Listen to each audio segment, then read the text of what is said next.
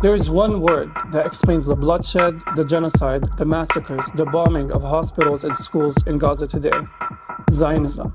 Many people will tell you that Zionism could mean different things to different people. Some people will say that Zionism is a liberal ideology. Some will even go as far as to say that Zionism is decolonization.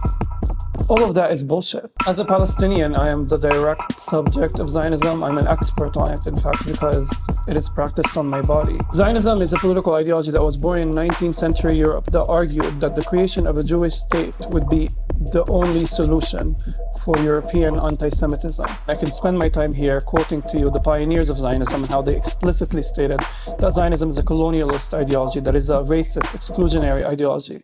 But I'm not going to do this because Zionism is best defined by its material manifestations: home demolitions, military occupation, it is siege, apartheid, racial discrimination, racial elimination. The facts speak for themselves, the latest being genocide.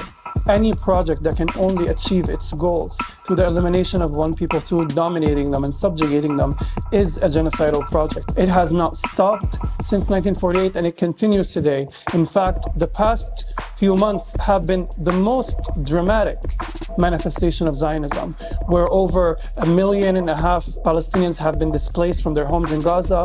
Over 20,000 Palestinians have been murdered by Israeli forces. You only have to look at the laws and the policies that Zionism has produced to understand it. For example, in 1952, key laws were passed in the Israeli Knesset. One, the absentee property law, which prevented Palestinians who were forcibly dispossessed from their lands in 1948 from reclaiming their property. And two, the law of return, which says that any person who is born Jewish around the world can emigrate and get citizenship. Meanwhile, there are over 6 million Palestinian refugees lingering in refugee camps around the world, stateless. I mean, my own home in Jerusalem is a prime example of this, where US-based settler organizations that are backed by the Israeli government and military can come to our home and claim it as theirs by divine decree, and then they can exploit an already asymmetrical judiciary to dispossess us of our home. You are stealing my house! If I don't steal it, someone else is going to steal it. No! This is not just happening to us, it's happening to thousands and thousands of families across Palestine. Today, Israeli leaders hold maps of a greater Israel that not only swallow up what remains of Palestine, but large parts of the Middle East. They talk about how there are no Palestinian people, how their aim is not only to make life in Gaza uninhabitable, but to reoccupy the Gaza Strip, to reestablish the settlements in the Gaza Strip. The Zionist desire for Palestinian land is insatiable. It is rooted in the logic of taking as much Palestinian land as possible while having as little Palestinians on it as possible. Zionism is the most arrogant form of racism. This is one of the only movements across history where soldiers film themselves humiliating people, berating people, stomping on people, giving confessions without remorse about the children that they have killed. This is because they have been awarded impunity. This is an army that has never faced consequences for all of its aggression. Many people in Gaza live just outside of their destroyed villages. I don't think we often contend with what those facts mean.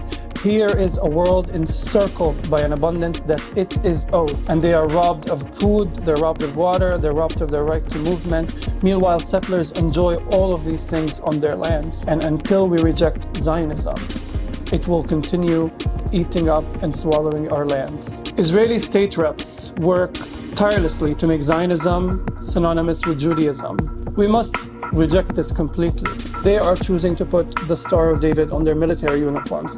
It is not my decision, and so it is not my responsibility. The fact that the world's superpowers are lobbying to ban criticism of Zionism is proof that Zionism is rooted in imperialism. Were there not an Israel, the United States of America would have to invent an Israel. We'd have to invent. Because Israel serves the United States' interests in the region, economic interests, business interests, weapons interests. Meanwhile, people in the United States have no access to free healthcare or free education. To be anti-racist means that you have to be anti-Zionist. The only meaning that Zionism can hold is the meaning it practices today. This is Jewish country only. Racial elimination and settler expansion. And the only solution for Zionism is abolishing Zionism, dismantling the Zionist enterprise. That is the only way we can have dignity, justice, and peace in the region. It is a moral obligation, because it is a moral obligation for everybody to oppose murder, theft, and erasure.